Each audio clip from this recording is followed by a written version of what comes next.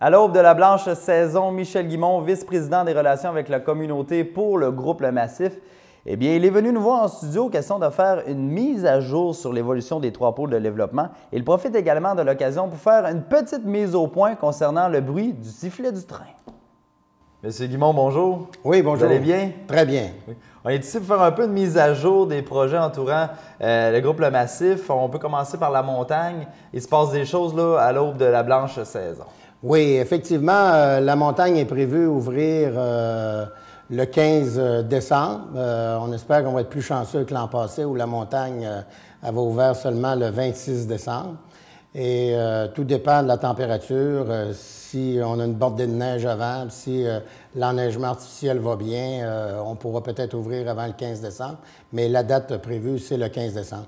Et je suis heureux d'être ici pour annoncer que dans mon rôle de vice-président aux relations avec la communauté, je suis là pour relayer des demandes ou des informations que la population a l'occasion de me transmettre. Et il y a beaucoup de personnes dans Charlevoix et sur la côte qui ont dit, le massif, vous dites que le projet appartient à la population et me demandaient d'avoir des démonstrations concrètes. Si bien que j'ai obtenu de la haute direction que les dimanches seulement, parce que le samedi, la montagne est à pleine capacité, mais les dimanches, les jeunes de 7 à 25 ans pourront skier avec 40 de rabais par rapport aux tarifs réguliers. Pourquoi 7 ans? Parce que les jeunes en bas de 6 ans skient gratuitement au massif. Mon petit-fils Olivier Guimond, qui a 4 ans et demi, mon fils veut le mettre sur la planche à neige. Et de 25 ans, 25 ans et plus, 20 de rabais. Je pense que c'est vraiment une démonstration tangible là, de la part du massif de démontrer qu'on existe. Oui, on a l'ambition d'accueillir une clientèle internationale, mais aussi on fait partie de la collectivité et du milieu de Charlevoix et de la Côte-de-Beaupré.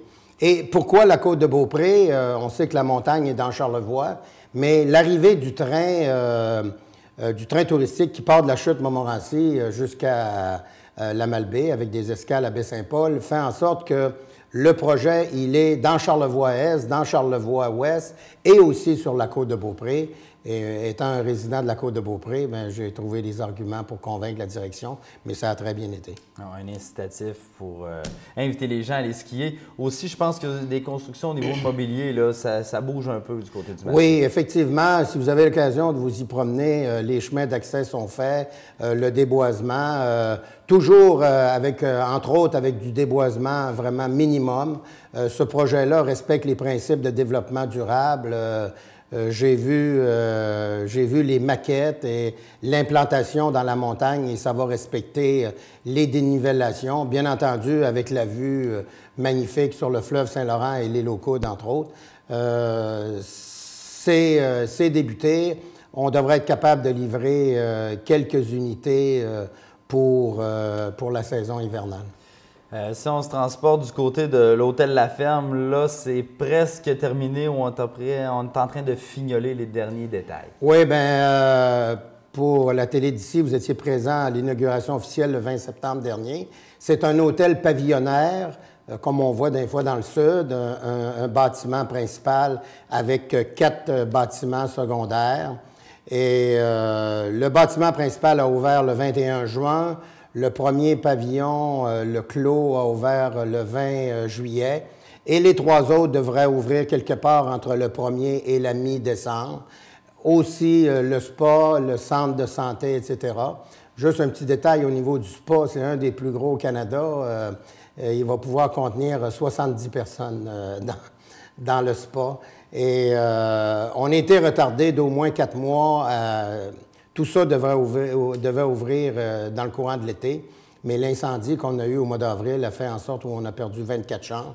Un incendie d'une valeur de quelques millions de dollars a retardé le tout. Mais entre le 1er, disons à la mi-décembre, l'hôtel sera ouvert et opérationnel. Jusqu'à présent, les activités, est-ce que ça se déroule bien au niveau de l'hôtel? Oui, et aussi, il faut comprendre qu'on a une salle multifonctionnelle qui est gérée qui appartient aux communautés de Baie-Saint-Paul et de Petite-Rivière-Saint-François. Il faut comprendre que les subventions que les deux paliers de gouvernement ont données ont servi à bâtir des équipements qui vont rester à la collectivité. Le massif va louer un certain nombre de soirs, un certain nombre de journées par année, mais la salle multifonctionnelle, d'une valeur de 9 millions, une salle multifonctionnelle qui peut accueillir des spectacles, qui peut accueillir jusqu'à 500 personnes pour des spectacles, 300 personnes en buffet, en banquet.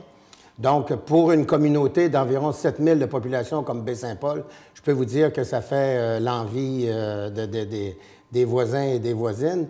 On a commencé à accueillir des spectacles. On a eu Ariane Moffat, Dumas. On a eu, parce que, rappelez-vous, le plafond à 47 pieds de haut, avec des ancrages pour accueillir le cirque. Le cirque, notre président est un fondateur du Cirque du Soleil, Daniel Gauthier, et c'était une des exigences qu'il avait données aux architectes. On a accueilli un petit cirque émergent des îles de la Madeleine. Donc, ça suit son cours. Le taux d'achalandage de l'hôtel est très, très bon. Pour une première année, il faut comprendre qu'on est en démarrage. Au niveau du train, bon, là, on ne le voit plus beaucoup passer sur la côte de Beaupré. J'imagine qu'avec l'arrivée de la neige, là, ça va revenir, le train va reprendre ses activités. Oui, le train, l'opération de l'été 2012, le train a démarré le 19 mai et a terminé avec les couleurs et un peu après, le 21 octobre. Et à partir du 5 janvier, on a la formule de ski-train, où tu achètes le billet de train et la remontée, parce que, vous savez, une des deux gares à Petite-Rivière-Saint-François est située carrément dans le pied des pentes. On a dû bâtir une nouvelle télécabine pour emmener vraiment au chalet à la base de la montagne. Et cet hiver, on va offrir, à partir du 5 décembre, aller jusqu'au 4 avril, on va offrir le ski-train et destination Baie-Saint-Paul, excursion à Baie-Saint-Paul seulement. On n'ira pas, c'est pas prévu aller à la Malbaie. Un des produits aussi qu'on veut offrir pour la prochaine saison, c'est davantage au niveau, peut-être, on est en train de faire des études, mais peut-être offrir seulement la balade en train sans repas à bord, parce que tous les gens ont été emballés. Le prix, il faut comprendre que c'est une destination touristique, c'est une expérience touristique. C'est sûr que c'est pas un train de banlieue, là, il y a même des gens, des journalistes qui m'ont dit « Oui, mais c'est long, M. Guimond, mais c'est pas un TGV, là. On veut admirer la beauté des paysages sur la côte de Beaupré dans Charlevoix. » Donc, l'expérience du train, pour une première véritable année, on est entièrement satisfait, mais il y a encore de la place à développer. Donc, bref, ça va bien pour les projets du massif.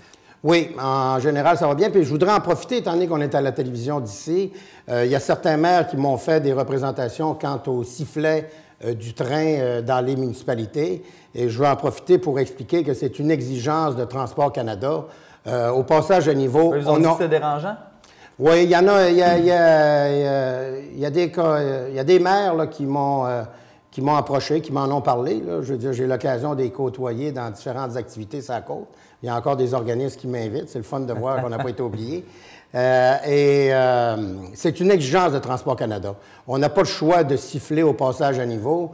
Il y a même des maires qui m'ont dit « Oui, mais dépendant du conducteur, on dirait que le bruit est moins fort. » Et je me suis fait expliquer par la directrice générale du train, là, le nombre de décibels, dès qu'on tire sur la corde, là, le nombre de décibels est le même. Là. Tu ne peux pas avoir un demi-bruit, là, on n'a pas le choix.